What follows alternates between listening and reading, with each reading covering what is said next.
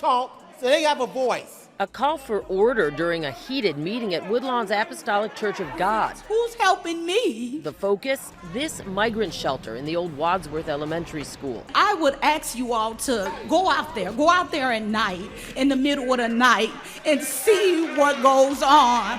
What's going on, according to community members, is loitering, late-night partying, littering, prostitution, and at least one fight between migrants and residents. It got a little heated. Objects got thrown. But many of these residents say they no longer have any tolerance for the disruptive behavior by those seeking asylum here. Do you know where all of these migrant families and individuals went when they were shipped off to these big cities? They ended up in the black and brown communities that these so-called political leaders on the Democratic side say they are fighting for. Let's take a look at how the residents feel about this situation in Chicago. Frustration, anger, and confrontations all on display as neighbors in Woodlawn gather to talk about what they call big problems at a nearby migrant shelter. New at 10, CBS 2 political investigator Dana Kozlov takes us through what happened.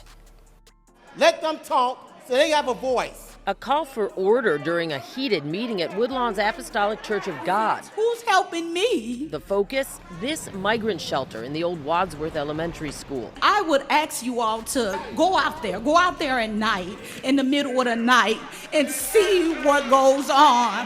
What's going on, according to community members, is loitering, late-night partying, littering, prostitution, and at least one fight between migrants and residents. It got a little heated. Objects got thrown. But many of these residents say they no longer have any tolerance for the disruptive behavior by those seeking asylum here. It's making them feel unsafe. They disrespect us, they rob us, they harass us. And their patience is wearing thin. Let me say this. They got one more time to deal with it, because otherwise, next time they deal with it, they're going to deal with it from the streets. We're going to take over it. Nobody's going to be able to stop us from what we're going to do to them. Much of the residents' anger was directed at city officials in attendance, including 20th Ward Alderwoman Jeanette Taylor, Chicago Deputy Police Chief Stephen Chung, and Family and Support Services Commissioner Brandy Kanazi. At one point, police had to intervene, breaking up an argument during public comments. And that absolutely is a problem. And Alderwoman Taylor says she's now seen some of them firsthand. The people who are keeping up the trouble are the people who are kicked out of the shelter. You have to understand something. You have to realize, we as black people, and I'm speaking to black people right now, speaking to black folks, you have to stop giving these people your vote. These people do not care anything about you.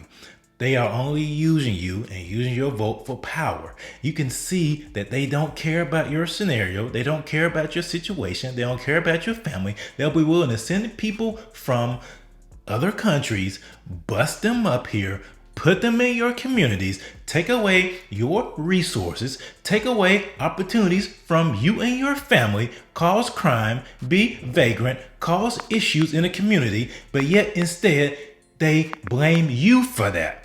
And so therefore you have to voice your opinion because you feel like no one's listening to you. They overlook you, they usurp you, they step over you to satisfy somebody that's coming over from another country illegally.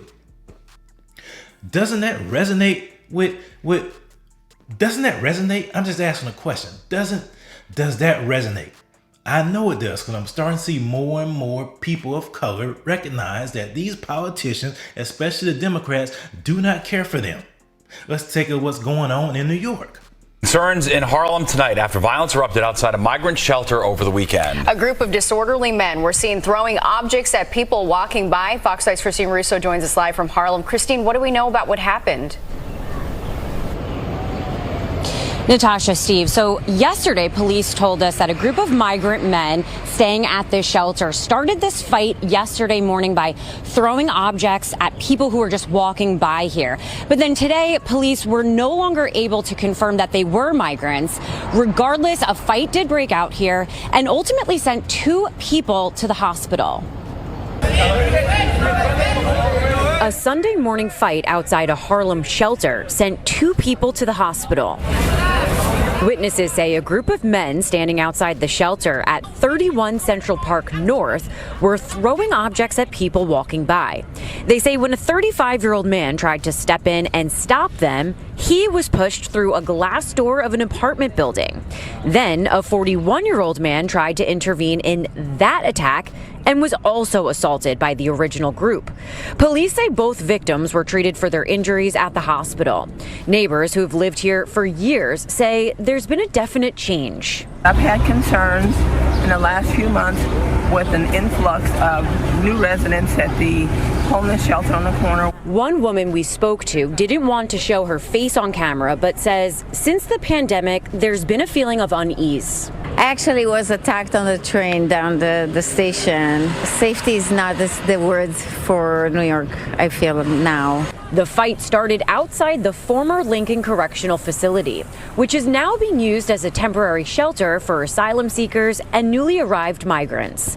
People who live on this block say this particular shelter isn't the one they're really concerned with, but the other homeless shelter down the block on Lenox Avenue. There's a lot of people hanging out at the homeless shelter now for the immigrants, and they don't seem to cause a problem, but the main shelter on Lenox Avenue is the one that we're concerned about for safety. Police say they did arrest one man from the group for disorderly conduct, but the others took off.